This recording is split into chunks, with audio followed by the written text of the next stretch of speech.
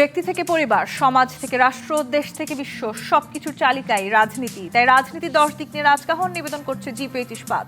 সাথে আছি আমি তাসনুভা তন্নি। জুলাই জাতীয় সনদ বাস্তবায়নের পথ খুঁজতে আজ রোববার প্রধান উপদেষ্টা ডক্টর মোহাম্মদ ইউনূসের উপস্থিতিতে রাজনৈতিক দলগুলোর সাথে বৈঠক করেছে জাতীয় ঐকমত্য কমিশন। কিন্তু ফলাফল সেই একই। জুলাই জাতীয় সনদ বাস্তবায়নের পদ্ধতি নিয়ে সৃষ্ট জটিলতা এখনও কাটেনি।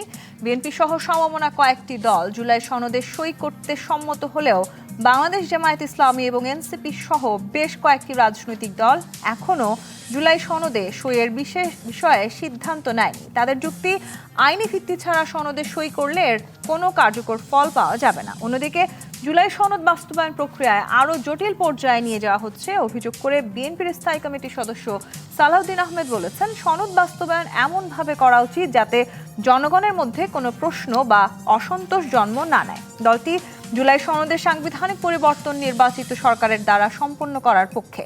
জুলাই সনদ নিয়ে আজকের বৈঠকে দলগুলোর অবস্থানের তেমন কোনো পরিবর্তন না হলেও নতুন বাংলাদেশ তৈরিতে সমঝোতায় আসতেই হবে জানিয়ে প্রধান উপদেষ্টা বলেছেন, স্বৈরাচার আসার রাস্তা বন্ধ করতে হলে সবাইকে একমত হতে হবে, দ্বিমত হওয়ার কোনো সুযোগ নেই। আর তাহলেই ফেব্রুয়ারি নির্বাচনকে মহা উৎসবে পরিণত করার মধ্য দিয়ে জাতির সত্যিকার নবজন্ম ঘটানো সম্ভব হবে বলে মনে করেন তিনি। জুলাই সনদেই অন্তর্নিহিত জাতির সত্যিকার নবজন্ম, স্বৈরাচার আসার রাস্তা বন্ধ করতে আসলেই কি চাইছে দলগুলো, এসব নিয়ে আলোচনায় আজ রাজকাহন স্টুডিওতে আছেন বিএনপি চেয়ারপারসনের উপদেষ্টা আতাউর রহমান ঢালী, আছেন বাংলাদেশ জামায়াত ইসলামের কেন্দ্রীয় কর্মপরিষদ সদস্য ডক্টর হেলাল উদ্দিন এবং আছেন 12 দলীয় জোটের মুখপাত্র ও বাংলাদেশ এলডিপির চেয়ারম্যান শাহাদাত হোসেন সেলিম। স্বাগত জানাচ্ছি আজকের রাজকাহনে। ডক্টর হেলাল উদ্দিন, জুলাই সনদ নিয়ে আসলে অনেক আলোচনা সমালোচনা এবং দীর্ঘদিন ধরে আসলে জুলাই সনদের জায়গাটিতে এক ধরনের ঐকমত্যে এসে পৌঁছাতে চেষ্টা করছে ঐকমত্য কমিশন। এরপরে আসলে নানানভাবে আমরা দেখছি বিভিন্ন জায়গায় বাধা চলে আসছে। আজকে প্রধান উপদেষ্টা তিনি নিজে আসলে ঐকমত্য কমিশনের মিটিংয়ে সভাপতিত্ব করেছেন। সেখানে তিনি নিজে বারবার বলেছেন আসলে ঐক্যমত্যের জায়গাটি থেকে আসলে দ্বিমতের কোনো সুযোগ নেই এবং স্বৈরাচার যদি আমরা ঠেকাতে চাই সেক্ষেত্রে জুলাই সনদে দ্বিমতের একেবারেই কোনো সুযোগ নেই। কিন্তু আবার জামায়াত ইসলামী, এনসিপি বারবার বলছে পিআর পদ্ধতি এবং জুলাই সনদের ভিত্তিতে তারা ভোট দেখতে চায়, যেখানে আসলে এখনো ঐক্যের সৃষ্টি হয়নি। পিআর পদ্ধতিতে বিএনপি স্পষ্টভাবে না বলেছে, অন্যান্য বেশ কয়েকটি রাজনৈতিক দল তারাও না বলছে। জামাতের এই এক ধরনের এটাকে বলা যায় শর্ত আসলে জুড়ে দেওয়া, সেটি আদৌ এই জায়গাটিতে আমাদেরকে ঐক্যমতের জায়গায় নিয়ে যেতে পারবে? জি, ধন্যবাদ আপনাকে এবং আমার সহ আলোচক যারা আছেন এবং আমার লাইভে যারা আছেন শ্রোতা দর্শকবৃন্দ। দেখুন, বাংলাদেশের মানুষের একটা আশার আলো দেখছিল 5ই আগস্টে যখন বিপ্লব সংগঠিত হলো। এরপর আমাদের চিফ অ্যাডভাইজার ওনার কাছে বারবার শোনা গেছে যে ওনার একটাই কথা, যে ওনার সংস্কার সংস্কার সংস্কার, এর বাইরে ওনার বিকল্প আর কোনো কথা নেই। কিন্তু দীর্ঘদিনের সংস্কারের পরে যে ঐকমত্য কমিশনের যে একটা হচ্ছে আপনার জুলাই সনদ, প্রথমে আমরা দেখলাম যে জুলাই ঘোষণা আমরা খুবই মর্মাহত হলাম, আশাহত হলাম। সেখানে অনেক কিছুরই সেখানে অংশ নেই। জুলাই বিপ্লবে যারা শহীদ, যারা আহত পঙ্গু, তাদের ব্যাপারে তেমন কোনো দৃষ্টিভঙ্গি নেই, কথাবার্তা নেই। এবং এর আগে যেই 15 বছরে যে এই পরিস্থিতি সৃষ্টি হলো, সেই ঐতিহাসিক ঘটনাগুলো সেখানে উল্লেখ নাই। বিডিআর হত্যাকাণ্ড, শাপলা হত্যাকাণ্ড, 28 অক্টোবর পল্টন হত্যাকাণ্ড, এগুলো নেই। এই বিষয়গুলো অসঙ্গতি রেখে একটা জুলাই ঘোষণা করা হলো এবং সেখানে কোনো দিক নির্দেশনা পাওয়া গেল না। এরপরে এটা নিয়ে কথাবার্তা হলো, অনেক সমালোচনা হলো। এখন যে জুলাই সনদটা হতে যাচ্ছে, এর আবার আইনি ভিত্তি হবে না। তাহলে কি আইনি ভিত্তিটা কি করে হবে? সংসদ তো নেই, সেজন্য তো আসলে নির্বাচন হতে হবে, নির্বাচিত সরকারের সংসদ গঠন করতে হবে, এরপরে তো এটা আসলে আপনি মনে করেন যে এই কাগজটা আমার এখানে লেখা একটা কাগজ, এখানে স্বাক্ষর করলাম, সবাই স্বাক্ষর করে দিল, কিন্তু এটা যদি আইনি মর্যাদা না থাকে, আইনি ভিত্তি যদি না থাকে, তাহলে এটা তো সেটাকে অন্তর্বর্তীকালীন সরকারের পক্ষে করা সম্ভব? অবশ্যই করা সম্ভব।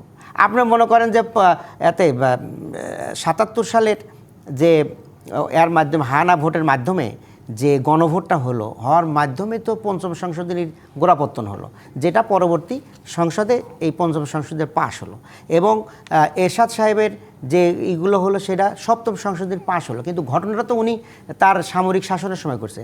তো একটা সামরিক সরকার যদি একটা মানে করতে পারে, আপনার পরিবর্তন করতে পারে, তাহলে একটা জনগণের সরকার কেন পারবে না? আমাদের এই বিপ্লবের পরে যে সরকার গঠিত হয়েছে, এই সরকারের পাওয়ার আর আর্মির পাওয়ারের মধ্যে কি আমার মনে হচ্ছে যে আর্মিদের ক্ষমতাই বেশি, জনগণের পাওয়ারের কোনো মূল্যই নাই। জনগণ যে একে বসালো, জনগণের পাওয়ারের যদি এত মূল্য আপনারা দিয়ে থাকেন, জনগণ কি পিয়ার পদ্ধতি বোঝে? সেই নিশ্চয়তা কি আপনারা দিতে পেরেছেন? শোনেন, আমরা হচ্ছে কি আমাদের একটা হলো যে আমাদের একটা স্লোগান আছে যে মানে ব্যক্তির চেয়ে দল বড়, দলের চেয়ে দেশ বড়। এখন স্লোগানটা উল্টে গেছে যে দলের চেয়ে দেশের চেয়ে দল বড়, দলের চেয়ে ব্যক্তি বড়। দেখেন এই আমরা সব বড় বড় কথা আমরা সব জায়গায় বলি, কিন্তু ডাকসু নির্বাচন যখন হলো সারাদিন ভোট পড়লো, 4টার পরে এসে ছাত্রদল বলছে যে ভোটে অনিয়ম হয়েছে। কেন 4টার সময় বলতে হবে?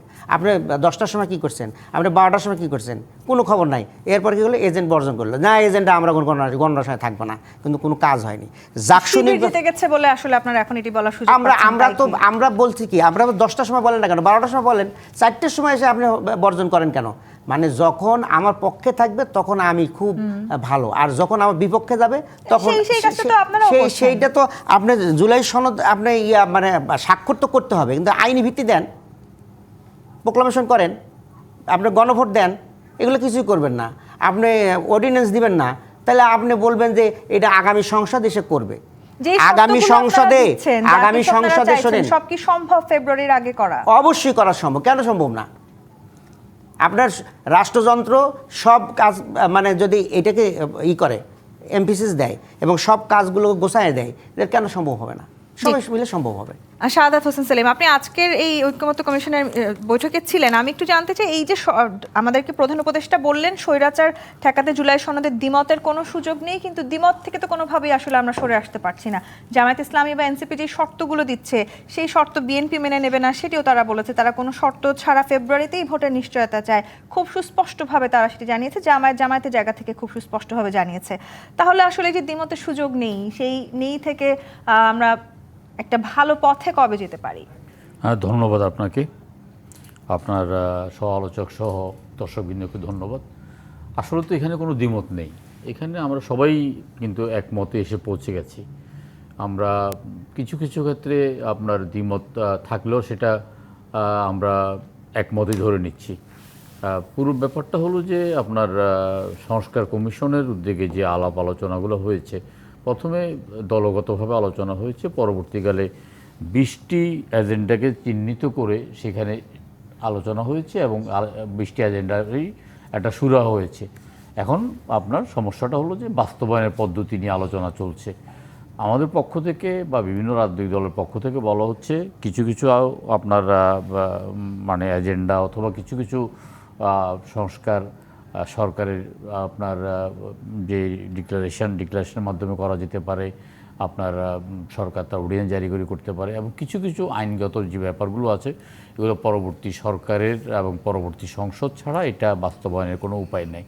এখন এখানে দেখুন, এখানে আপনার কিছু যুক্তিহীন কথাবার্তা বলা হচ্ছে, যেমন জিয়া রহমানের শাসনামলে সংবিধান স্থগিত ছিল এবং আপনার সেখানে আপনার মার্শালও ছিল, সামরিক আইন ছিল। সামরিক আইন আর এখন এই মুহূর্তে এই সরকারটা কিন্তু একটা নিয়মিত সরকার, একটা সংবিধানের অধীনে শপথবদ্ধ একটা সরকার। সুতরাং একটা সংবিধানের অধীনে প্রচলিত একটা সরকার, সংবিধানকে পাশ কাটিয়ে কোনো কিছু করার কোনো উপায় নাই। সংবিধানকে কিছু সংযোজন বিয়োজন করতে হলে সংসদ অধিবেশনের দরকার, সংসদেই তো বাতিল।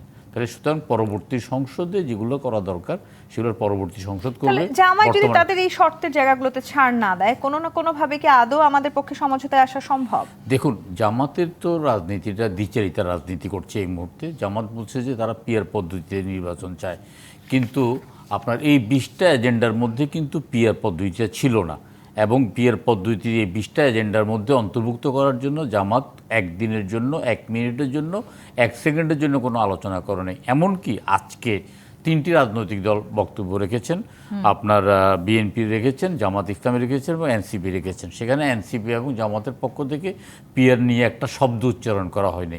সুতরাং এখানে পিয়ারের বাংলাদেশে একমাত্র রাজনৈতিক দল যে জামাত ইসলাম ইতিমধ্যে 300 আসনে তাদের আসনের নমিনেশন ডিক্লারেশন করেছে, প্রার্থীর তালিকা দিয়েছে, প্রার্থীর ছবিসহ এমন কোনো গাছগাছালি এবং ব্যানার ফেস্টুন করে তারা পুরো নির্বাচনী এলাকা ছেয়ে ফেলেছে। অসংখ্য আপনার ছবি দিয়ে তারা প্রার্থীর ছবি দিয়ে তারা আপনার তোরণ নির্মাণ করছে। সুতরাং সেখানে একদিকে জামাত নির্বাচনী পুরোদমে কাজ করছে, আরেকদিকে পিআরের কথা বলছে।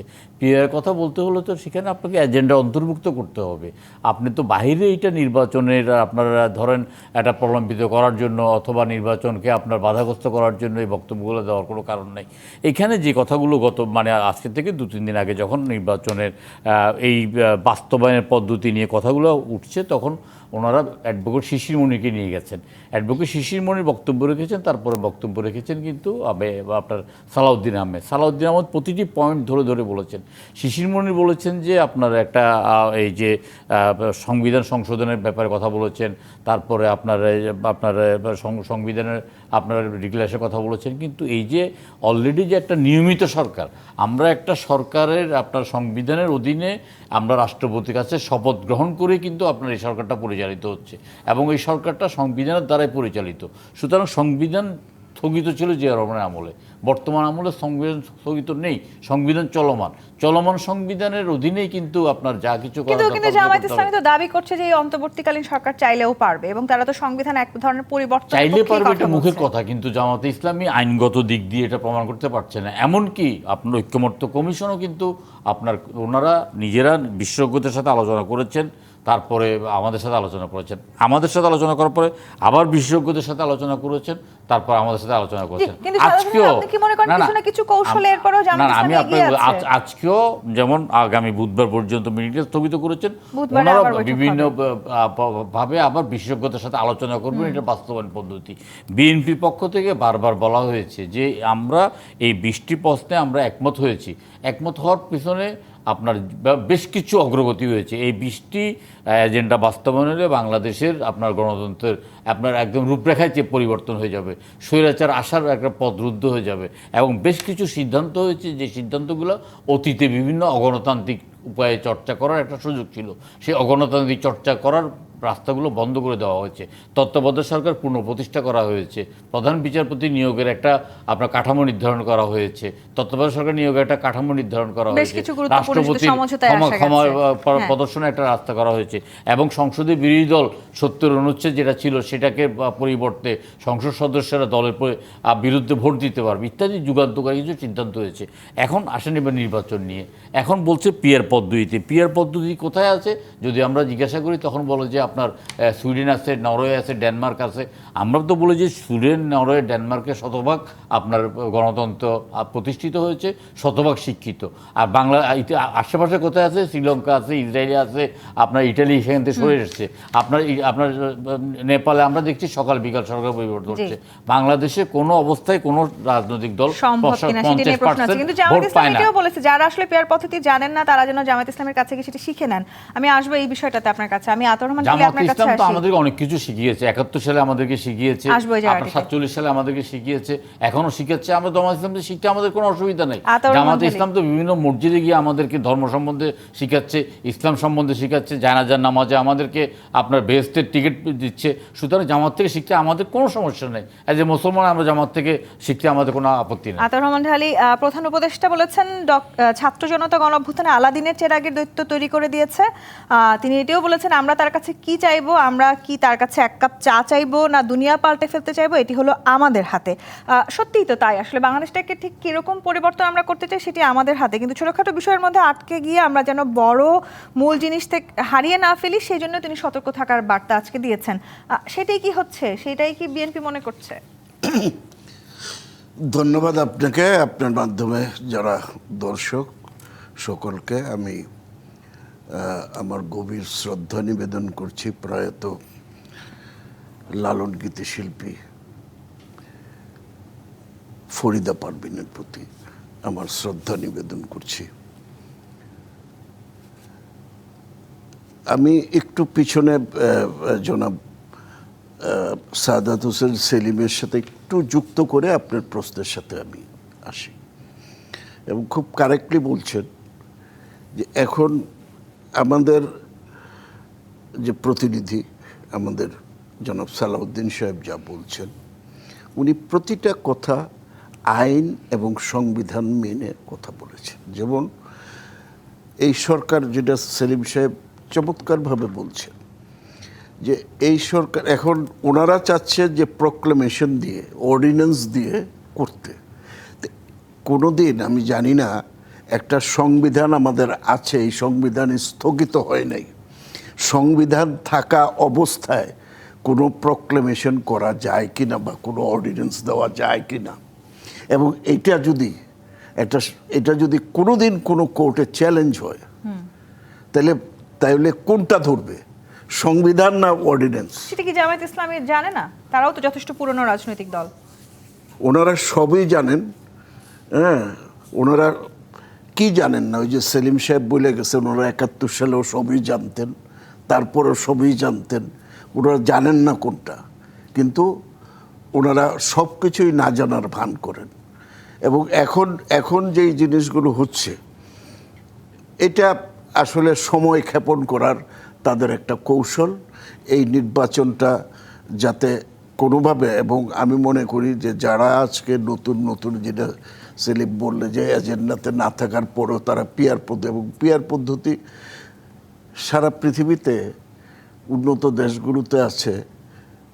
আমার মনে হয় 72টা দেশে বোধহয় পিয়ার পদ্ধতি আছে, এবং সবগুলি যেখানে শিক্ষার হার।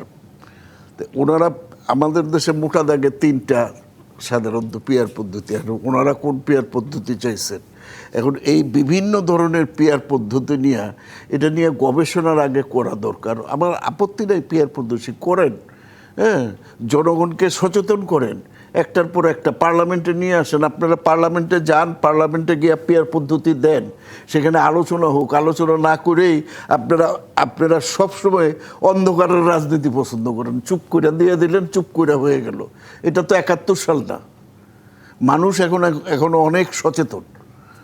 তো কাজেই আমি আমাদের এই সরকার আর্টিকেল 106 যে রেফারেন্স দিয়ে একদম সাংবিধানিকভাবে এই সরকার শপথ দিছে। আগে হাইকোর্ট, সুপ্রিম কোর্টের কাছে রেফারেন্স পাঠাইছে আর্টিকেল 106-এ। সেই রেফারেন্সের ইয়েতেই তাদের শপথটা হয়েছে।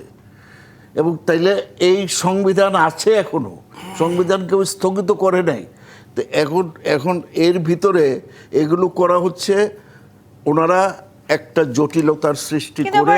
গণপরিষদ নির্বাচন, পিআর পদ্ধতি, সবকিছুর দাবিও কিন্তু এনসিপি এবং জামায়াত ইসলামী করছে, এবং তারা এই দাবি এই কারণেই করছেন যে সংবিধান সংশোধন সংস্কারকে যাতে টেকসই করা যায়। আমাদের তো এগুলো তো গণপরিষদ আপত্তি নেই। আপনি পার্লামেন্টে আসেন, পার্লামেন্ট ইলেকশনটা এখন সবচেয়ে বেশি জরুরি। পার্লামেন্ট ইলেকশনটা হয়ে গেলে যেই দল ক্ষমতায় আসুক, আপনারা আসেন, আমরা আসি, যেই আসুক, এইসব পার্লামেন্টে নিয়ে এগুলো আলোচনা হোক।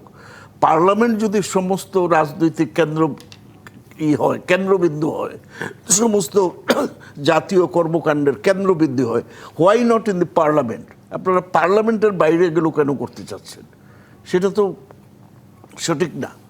সেটা অত্যন্ত, আমি মনে করি যে পরে আরো নতুন জটিলতার সৃষ্টি করবে। এই জায়গাটিতে আমি ফিরে আসতে চাই, আমি একটা বিরতি নিয়ে ফিরতে চাই। জি25 প্রাথমিক রাজকাহনে এই পর্যায়ে বিরতি নিয়ে ফিরছি, সাথে থাকুন।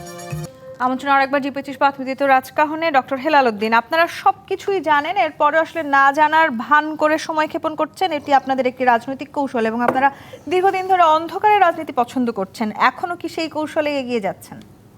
ধন্যবাদ। আমরা কখনো অন্ধকারে রাজনীতি করিনি, আমরা সবসময় প্রকাশ্য রাজনীতি করেছি। এটা দেশের জনগণ জানে, দেশের মানুষ জানে, সবাই জানে। আপনারা বলছেন যে আমরা পিআরের ব্যাপারে হঠাৎ করে কথা বলা শুরু করছি।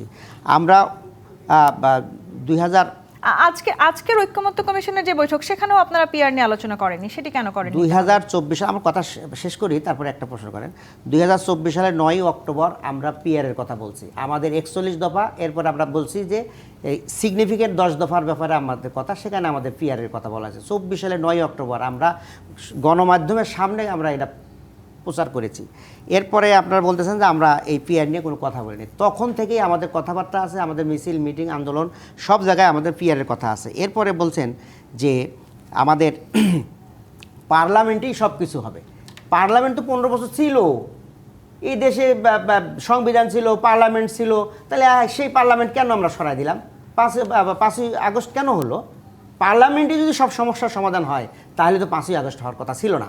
এরপরে আর একটা কথা বলছেন যে 106 অনুচ্ছেদ অনুযায়ী এই সরকার বৈধ। এই সরকার 106 দ্বারা বৈধ নয়। সেটি আপনারা 1 বছর পরে মনে করতে পারলেন? সুপ্রিম কোর্টের ক্ষমতা নেই আইন তৈরি করা। সুপ্রিম কোর্ট আইনকে তারা ভেরিফাই করতে পারে, বাট এটা তাদের কোনো অধিকার দেওয়া হয় না যে তারা আইন তৈরি করে দেয়। এই আপনার অন্তর্বর্তীকালীন সরকার কোথা থেকে আসলো? সেটি নিয়োজিত হলে জামায়াতে দ্বিমত আছে। অন্তর্বর্তীকালীন সরকার এটা হতে পারে 7ম অনুচ্ছেদ অনুযায়ী, জনগণের অভিপ্রায় অনুযায়ী এই সরকার বৈধ। 7ম অনুচ্ছেদ অনুযায়ী এই সরকার বৈধ, 106 অনুচ্ছেদ অনুযায়ী এই সরকার বৈধ নয়। এই জন্য আপনারা বলবেন যে সুপ্রিম কোর্টের রেফারেন্স নিয়ে এটা করা হয়েছে, এগুলো সব একসময় দেখা যাবে, এগুলো অবৈধ হয়ে যাবে। এই জন্য আমাদের কথা হলো যে 15 বছর সংবিধান ছিল, সেই সংসদ ছিল, সেখানে তো আলাপ আলোচনা করেই করছে শেখ হাসিনা, তাহলে তার বিরুদ্ধে আমাদের এত কথা কেন? সংসদ করতে হবে, সংসদটা এমনভাবে করতে হবে। বলছেন যে আমরা সবকিছু দরজা বন্ধ করে দেবো, দরজা বন্ধ করে দেবো, যাওয়ারই রাস্তা নাই। আমরা যে এই ইলেকশনটা করব, ইলেকশনে আপনার হবে, আপনার কেন্দ্র দখল হবে, আপনি ঠেকাবেন কি দিয়া? বলবেন যে আমরা এটা ঠেকাবো, আমরা সবাই মিলে ঠেকাবো। আপনি বলেন যে এই যে চাঁদাবাজি হচ্ছে, কেন চাঁদাবাজি ঠেকাতে পারছেন না? আপনারা তো দল থেকে বহিষ্কার করতেছেন, চাঁদাবাজি তো ঠেকতেছে না, এত বহিষ্কার করতেছে, চাঁদাবাজি ঠেকতেছে না। সেই দিনও কেন্দ্র দখলের মহোৎসব থাকবে। জামাতের বিরুদ্ধে তো অনেক চাঁদাবাজি আমাদের বিরুদ্ধে আমাদের বিরুদ্ধে থাকতে পারে, আমরা সাথে সাথে অ্যাকশন নিয়েছি এবং সেটার পরিমাণ বিএনপির বিরুদ্ধে হাজার, আর আমাদের বিরুদ্ধে 1-2টা, ওইটি আপনাদের চোখে পড়ে। আমরা বলছি না, মানুষ হিসাবে মানুষের ভুলভ্রান্তি থাকতে পারে, আমরা সেগুলোকে আমরা অস্বীকার করছি না। কিন্তু যেখানে 1000-এর কাছে 1 হয়, তাহলে সেটা কোনটা ভারী হল পাল্লা? এই জন্য আমরা বলছি যে এই কেন্দ্র দখল, কালো টাকা এবং যে সন্ত্রাস, এগুলো বন্ধ করার জন্য পিআরের কোনো বিকল্প নাই। আপনার ছাত্রদের ইলেকশনে সেখানে কিভাবে একটা সৃষ্টি করা হলো? আপনার একটা ইলেকশন হলো 3 দিন আগে, আর 4 দিন পরে রেজাল্ট হয়, এটা কোন ধরনের কথাবার্তা?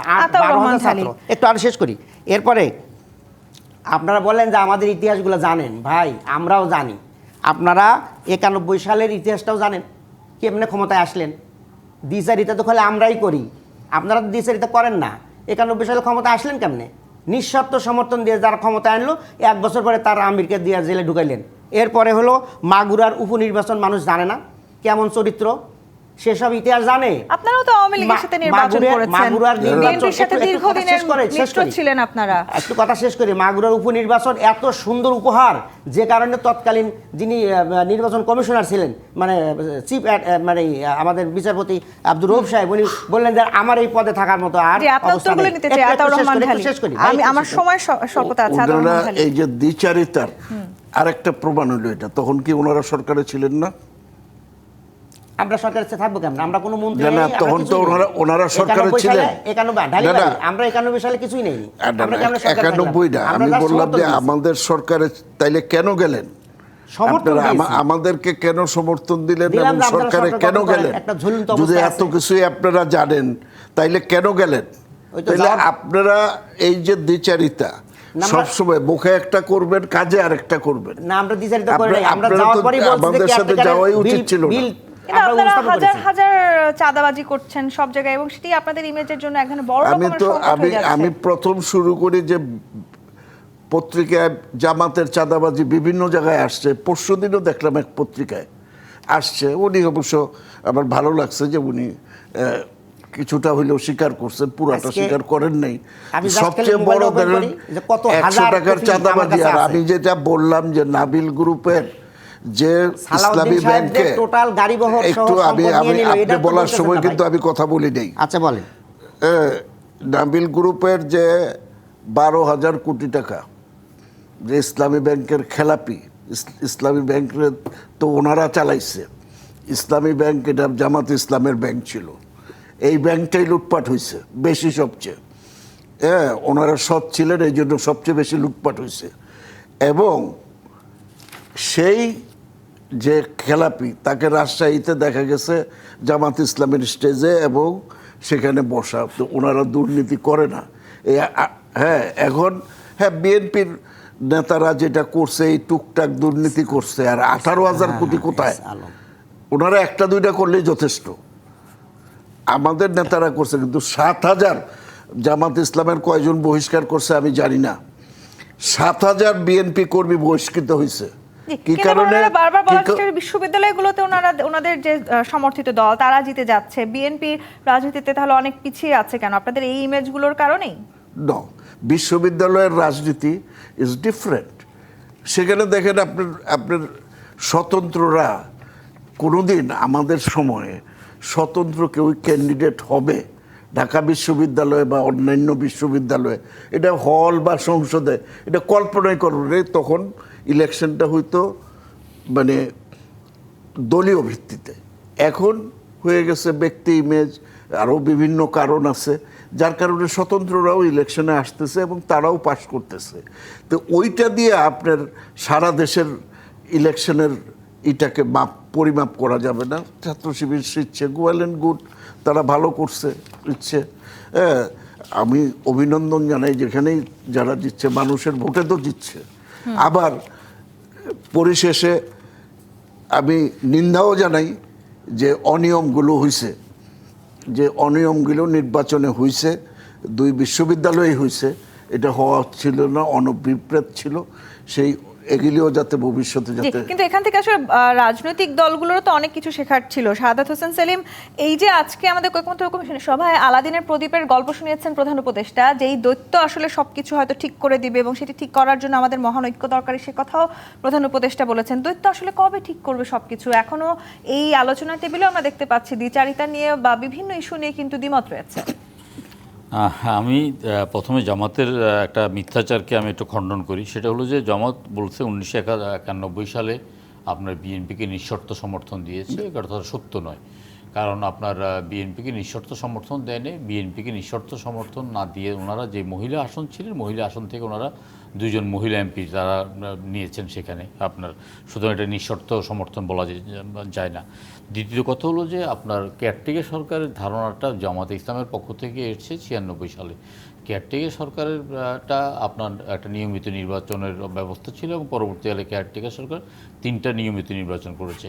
গত 15 বছর আমরা আন্দোলন করেছি, কখনো যুগপৎ, কখনো একসাথে, কখনো বিএনপি নেতৃত্বে, কখনো বিএনপি আলাদাভাবে, যে একটা নির্দলীয় নিরপেক্ষ তত্ত্বাবধায়ক সরকারের অধীনে জাতীয় সংসদ নির্বাচন, সেখানে কোনো পিআর পদ্ধতি কথাটা ছিল না। এখন জামাত বলছে যে এই যে আন্দোলন বা আপনার গণ অভ্যুত্থানের পরে দিয়ে যে সরকার গঠিত হয়েছে, তারপরে 5ই আগস্টের পরে আপনার তারা 24শে অক্টোবরে পিআর পদ্ধতির ব্যাপারটা নিয়ে আসছে। আমার কথা হলো যে ঠিক আছে, পিআরটাকে নিয়ে আপনারা জনগণের কাছে যান। আগামী নির্বাচনে যদি জনগণ আপনাদেরকে রাষ্ট্রীয় ক্ষমতায় বসায়, আপনারা সংবিধান পরিবর্তন করে আপনারা পিআর পদ্ধতিতে আসেন। এই মুহূর্তে তো সংবিধান পরিবর্তন করা বর্তমান সরকারের পক্ষে সম্ভব নয়। কিন্তু এই সংসদের প্রতি আপনাদের ভরসা নেই, সেই কথাও বারবার বলছিলেন ডক্টর হেলাল। তাহলে তো আর রাজনীতি করার কোনো দরকারই নেই। আপনার এখানে নির্বাচন কমিশন বলেছেন যে সংবিধান পরিবর্তন করা ছাড়া পিআর পদ্ধতিতে ভোট করার কোনো উপায় তাদের মধ্যে নেই। এটা ওনারা জানার পরেও কিন্তু ওই যে আমি বললাম ফোরামে আলোচনা করছে না। আজকে প্রধান উপদেষ্টার সামনে আলোচনা করে নেই, আজকে কিন্তু আইনমন্ত্রীর সামনে আলোচনা করে নেই, আলোচনাটা করছে বাইরে এবং সাংবাদিক সম্মেলনে। এটা একদম সম্পূর্ণ দ্বিচারিতা। এবং আমি মনে করি যে প্রধান উপদেষ্টা আজকে যেটা বলেছেন যে আলাউদ্দিনের দৈত্যের ব্যাপারটা, আলাউদ্দিনের দৈত্যের ব্যাপারে আমার বক্তব্য হলো প্রধান উপদেষ্টার আলাউদ্দিনের দৈত্যটা একটু দুর্বল দৈত্য। ওই দৈত্যটা আপনার এখানে পুরো খোলনালচা পরিবর্তন করতে পারবে না, কারণ প্রধান উপদেষ্টা নিজে একটা দুর্বল সরকারের নেতৃত্ব দিচ্ছেন। প্রধান উপদেষ্টা উনি বলেন ভালো, ওনাকে আপনারা মানে পৃথিবীর অনেক দেশ হায়ার করে নিয়ে যান কথা বলার জন্য, সুতরাং উনি তো মুখরোচক কথা বলতেই পারবেন। উনি উদাহরণ দিয়েছেন, আমরা কি 1 কাপ চা চাইবো নাকি আমরা দেশটাকে পাল্টে দিতে চাইবো? আমরা তো দেশটাকে পাল্টে দিতে চাইবই অবশ্যই, কিন্তু দেশটা একদিনে পাল্টে দেওয়া সম্ভব নয়, দেশটা ধীরে ধীরে আমাদেরকে পাল্টাতে হবে। কিন্তু এই প্রধান উপদেষ্টার নেতৃত্বের এই মন্ত্রিসভা আপনার এই মানে এই যে 1 বছরে ওনারা কি পাল্টাতে পেরেছেন? সামান্যতম বলুক। আপনার শেখ হাসিনার চাকরও যদি 15 বছরে মানে আপনার 400 কোটি টাকা নিয়ে যায়, আর এখানে আসিফ যে আছে উপদেষ্টা, তার এপিএস আপনার 7 মাসে 309 কোটি টাকা নিয়ে চলে গেছে, সেখানে তো প্রধান উপদেষ্টা তাকে কিন্তু পরিবর্তন করে নাই। আপনার 11 কোটি টাকার আপনার প্রকল্প 50 কোটি টাকা দিয়ে পাশ করা হচ্ছে, সেটাও করা হয়নি। ঘুষ দুর্নীতি বন্ধ করার কোনো জায়গায় কোনো পদক্ষেপই নেওয়া হয়নি। দুর্নীতিবাজদেরকে কোনো দৃষ্টান্তমূলক শাস্তি দেওয়া হয়নি, সেই দৃষ্টান্তমূলক শাস্তি দেওয়ার কোনো ব্যবস্থা নেয়নি। সুতরাং ওনারা আলাউদ্দিনের আপনার যে দৈত্যটা এটা দুর্বল। তারপরে আমরা মনে করি যে এই মুহূর্তে আমাদের আজকে একটা কথা বেরিয়ে এসছে যে ঐক্যের কোনো বিকল্প নাই। আমরা যদি স্বৈরাচারকে আমরা যদি ঠেকাতে চাই, আমরা যদি স্বৈরাচারের পুনরুত্থান না চাই তাহলে আমাদেরকে ঐক্যটাও করতে হবে। কিন্তু ঐক্যের ব্যাপারে জামাত একটা পর্বত প্রমাণে আপনার দেওয়াল হয়ে দাঁড়িয়ে গেছে, একদম বিশাল একটা দেওয়াল হয়ে দাঁড়িয়ে গেছে। জামাত ইসলামের বক্তব্য হলো যে জামাত ইসলাম এই মুহূর্তেই মানে আজকে নির্বাচন একটু প্রলম্বিত করলে জামাত ইসলাম ক্ষমতা যাবে। এখন দেখুন আপনার জাসদ এবং বাসদ আপনার ডাকসুতে পরপর 3 বার নির্বাচিত হয়েছে, কিন্তু জাসদ রাজনৈতিক দল হিসেবে বাংলাদেশে একদম অতি নগণ্য, একদম অনুপরমাণু জায়গায় ছিল। তাহলে ঢাকা বিশ্ববিদ্যালয়ে জিতলেই যে এখন ঢাকা বিশ্ববিদ্যালয়ে ছাত্র শিবির ছাত্রলীগের আপনার আশ্রয় প্রশ্রয়ে হলগুলোতে অবস্থান করেছে, তারা সেখানে কিন্তু তাদের পরিচয় গোপন করে রাজনীতি করেছে। বিএনপি নেতারা বুক ফুলিয়ে আপনার পরিচয় গোপন না করে রাজনীতি করেছে। এইখানে যেটা ওনার গুপ্ত সংগঠনের রাজনীতি আর আমাদের প্রকাশ্য সংগঠনের রাজনীতির মধ্যে অনেক পার্থক্য আছে। জামাত যেটা মনে করে নির্বাচন প্রলম্বিত হলে ওনাদের একটা আমি আপনাকে বলি ওনাদের রাজনীতি করা 2টা জায়গা একদম পরিষ্কার একদম। একটা হলো যে জানাজা যেইখানে হোক, যেই মারা যাক, নারী হোক পুরুষ হোক, জানাজার নামাজে গিয়ে ওনারা জান্নাতের টিকিট বিক্রি করতে পারছে, আর একটা হলো মসজিদে দাঁড়িয়ে জান্নাতের টিকিট বিক্রি করতে পারছে। ওনারা মনে করতেছেন ওনারা ওইভাবে অ্যাডভান্টেজ পজিশনে আছে। গুপ্ত সংগঠন হয়ে দীর্ঘদিন আপনারা করেছেন রাজনীতি, এবং আপনারাই আসলে এই মুহূর্তে দেশকে নির্বাচনের পথে এক ধরনের পর্বত প্রমাণ দল হয়ে দাঁড়িয়ে পড়েছেন। এই যুক্তিতে আসলে আপনাদের কি বলার আছে? বিরতি নিয়ে ফিরে শুনবো আপনার উত্তর। জিপি ইস্পাত মিত্র রাজখান থেকে বিরতি নিয়ে ফিরছি, সাথেই থাকুন। জিপি ইস্পাত মিত্র রাজখান দেখছেন। ডক্টর হেলাল প্রশ্ন রেখে বিরতিতে গিয়েছিলাম, আপনারা আসলে নিজেরাই সব ধরনের সমঝোতা কিংবা সব ধরনের যেই ধরনের সমাধানের পথে আমরা যেতে চাইছি সেখানে আসলে এক ধরনের বাধা হয়ে দাঁড়াচ্ছেন কিনা? না, ধন্যবাদ। আমরা বাধা হব কেন? আমরা সবসময় দেশের পক্ষে রাজনীতি করে কথা বলি। আমি একটা কথা বলে নিই আর কি। ইসলামী ব্যাংকটা প্রতিষ্ঠা করছে বাংলাদেশ জামাত ইসলামীর লোকজন, এবং এই ব্যাংকটা যতদিন জামাতের হাতে ছিল ততদিন খুব সুন্দরভাবে এবং পৃথিবীর বুকে একটা দৃষ্টান্ত স্থাপনকারী এস আলম আসে আমাদের এই ব্যাংকটাকে শেখ হাসিনার সহযোগিতায় ব্যাংকটা সে দখল নেয় এবং আমাদের ডাইরেক্টরদের চেয়ারম্যানদেরকে বাদ দিয়ে দেয়, এবং আমাদের যাদের শেয়ার ছিল শেয়ারগুলো জোরপূর্বক তারা ডিজিএফআই দিয়ে নিয়ে নেয়। তো সেই ব্যাংক তো এস আলম নিয়ে নিল, দুর্নীতি যা হচ্ছে এস আলম করছে। আর এস আলমের এখন মেইন মানে হলেন আশ্রয়দাতা হলেন আমাদের সালাউদ্দিন আহমেদ সাহেব। ওনার সকল গাড়ি বহর টহর সব কিছু সালাউদ্দিন ভাইয়ের দখলে চলে গেছে। সেই প্রমাণ গাড়ি দেখেন চট্টগ্রামে গেলেই পাবেন, এটা শত শত প্রমাণ আছে। এরপরে হলো সেলিম ভাই বলছেন যে কেয়ারটেকার সরকারের মানে সূচনা হয়েছে 96 সালে। কত বড় মিথ্যা কথা একটা বললেন আমাদের সেলিম ভাই। আসলে হয়েছে কি, সেলিম ভাই শুরু থেকেই ছাত্রদল, এরপরে বিএনপি, এরপরে এলডিপি, এখন আবার বিএলডিপি করছেন, কিন্তু ওনার গোড়াটা রয়ে গেছে ওই আর ভিতরেই, আর বিএনপির মধ্যেই রয়ে গেছে। যে কারণে 96-এর আগে যে আমরা 4 বছর আমরা আন্দোলন করলাম, মিছিল করলাম, হরতাল পিকেটিং, কত মানুষ মারা গেল, এরপরে না কেয়ারটেকার সরকার ওরা 96 সালে বুঝলেন। কিন্তু আমরা যে 91-এর সংসদে গিয়ে বলছিলাম যে এটার বিল উত্থাপন করা হলো, এটাকে কেয়ারটেকারকে আপনারা আইনে পরিণত করেন, কিন্তু সেটা বোঝে নাই। বুঝলো কখন? যখন সব কিছু শেষ হয়ে গেল তখন ওরা বুঝলেন কেয়ারটেকার মানে যে নিরপেক্ষ লোক পাওয়া যাবে না, শিশু আর নারী ছাড়া। আপনারা মিথ্যাচার করছেন কি অন্তর্বর্তী সরকার বা আসলে কেয়ারটেকার গভর্নমেন্ট নিয়ে? না, জামাত ইসলাম তো 96 সালে প্রথম সাংবাদিক সম্মেলন করে কেয়ারটেকার সরকারের দাবিটা উত্থাপন করছে। 96 সালে কেন হবে? 96 সালে, এটা 96 সালে চ্যালেঞ্জ করলো আপনার সাথে, রাজনীতি ছেড়ে দেবো, রাজনীতি ছেড়ে দেবো। আমি বললাম যে 96 সালে জামাত ইসলামী প্রথম কেয়ারটেকার সরকারের প্রশ্নে আওয়ামী লীগের সাথে মিলে একসাথে সংসদ বর্জন আপনার হলো এই যে মাগুরা নির্বাচনের পরে 96 95 হয়েছে,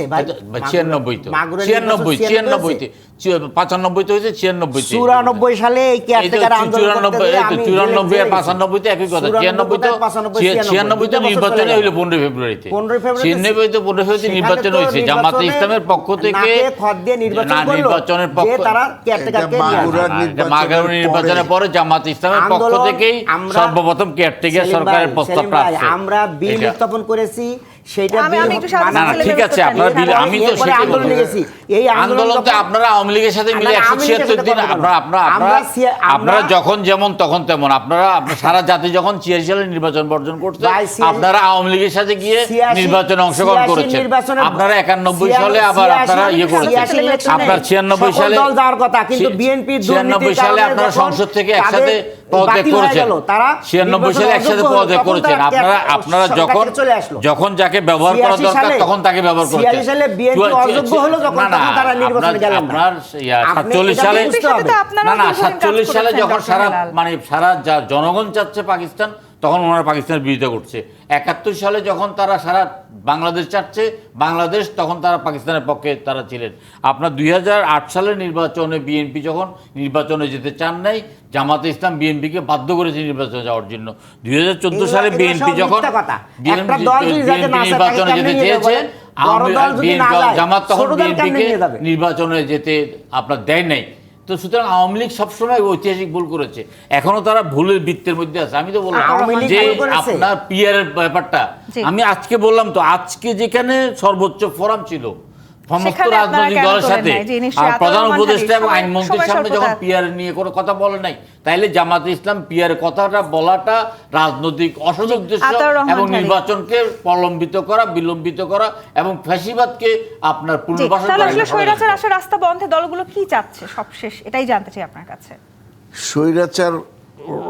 স্বৈরাচার বন্ধের রাস্তা তো একটাই, আপনাকে এই শাসন ব্যবস্থাটাকে ঠিক করতে হবে। সেটা ঠিক করতে হলে আপনাকে সংবিধান, নির্বাচন, এগুলো হলো প্রাথমিক তাহলে জায়গা। জামায়াত ইসলামী বা এনসিপি যদি এগুলো মেনে না নেয়, তাহলে আপনারা কি করবেন? সেটা পরবর্তী পরিস্থিতিতে আমরা চিন্তা করব। হ্যাঁ, আমার বিশ্বাস জামাত ইসলাম এরকম নাই সবসময়। পাকিস্তান বিশ্বাস করে নাই, পরে পাকিস্তানে আসছে, পাকিস্তানও বিশ্বাস করছে, মনে প্রাণে করে না, মানে মুখে। বাংলাদেশ এখনো মুখে বিশ্বাস করে, যুদ্ধে মানে বিরোধিতা করছে চরম। তাদের কিভাবে, আপনার 4 জন মন্ত্রী ছিল তাদের, কিভাবে, যেটা ইলেকশন হইল 71 সালে 4 জন মন্ত্রী তাদের ছিল। হ্যাঁ, তাহলে আপনি দেখেন যে গণহত্যা হয়েছে, যদি কার্মি করে থাকে, তারা মন্ত্রী পরিষদে থেকে থাকে, তাহলে ওইটার দায় দায়িত্ব তাদের উপরে যায় কি না? অবশ্যই যায়। আর এখন তারা নির্বাচন চায় না, এটা মুখে বলে না, কখনোই তারা বলে না। তো তারা কিন্তু নাইয়ের ভিতরে আছে, তাদের সুবিধার জন্য। কখনো বিএনপি নাই, এই যে কখনো বিএনপি নাই, কখনো আওয়ামী লীগ নাই, 2 নম্বরে বিএনপি, 3 নম্বরে জাতীয় পার্টি, 4 নম্বরে ছিলাম আমরা। না 37 জন আমরা, 10,000-এর মধ্যে 37, এইটা হলো আমাদের না তালিকা। না, ঠিক আছে, আওয়ামী লীগ আপনারা করছে। অনেক কিছুই ছিলেন। আপনারা মুখে যা বলেন, কার্যত আপনারা তো এই কনস্টিটিউশনকে বিশ্বাস করেন না, মানুষের তৈরি সংবিধানকে বিশ্বাস করেন না, আবার কিসে ওইটাতেই বিশ্বাস আপনারা করি? আসেন। আমরা মানুষের সঙ্গে বিশেষ করি না, আমরা আপনারা কোরআনকে বিশ্বাস করি। করেন না, আপনারা সে বিশ্বাস কোরআনকে তো করেন আমরাও যে বিশ্বাস এখানে করি। আল্লাহ রানী হবে। না, এটা কোরআনকে এই তো আমরাও মানুষের বিশ্বাস করি। তৈরি বিশ্বাস করেন না, তারপরে ওইখানেই রাজনীতি এরপরও করবেন। নিশ্চয়ই স্বৈরাচার আসার রাস্তা বন্ধে সবাইকে একমত হতেই হবে। আতাউর এবং রহমান এই খালিদ, স্বৈরাচার রাস্তা বন্ধ করতে হইলে সবাইকে এক জায়গায় আসতেই নিশ্চয়ই, হবে। আমরাও সেই প্রত্যাশা এবং রাখতে চাই। আমি বিশ্বাস করি আসবে, আমি বিশ্বাস করি ধন্যবাদ আসতেই আপনাদের হবে। তিনজনকে আজকে আমাদেরকে সময় দেওয়ার জন্য। দর্শক, আজকের মতো বিদায় নিচ্ছি জি25 রাজকাহন থেকে। ফিরবো আগামীকাল রাত 10টায় নতুন রাজকাহন নিয়ে। ডিবিসির সঙ্গেই থাকুন।